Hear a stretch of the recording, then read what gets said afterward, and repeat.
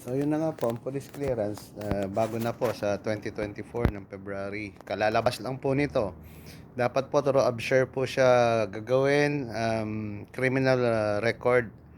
And then, ibabayaran nyo siya sa DAD, 5750 po yan. 6 months po ang kanyang expiration. Okay? So, tapos noon, pag nabayaran nyo siya sa DAD, mapiprint nyo na po yon. Pag na-print nyo na po yon, 30 real sa MOFA para matatakan.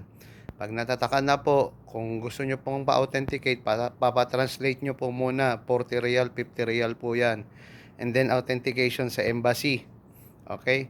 Ang authentication sa embassy is 140 real. So, yun lang po yung bagong steps. 4 na steps lang po ang ating police clearance. Okay? Abshare, MOFA, translation, and then authentication. Okay.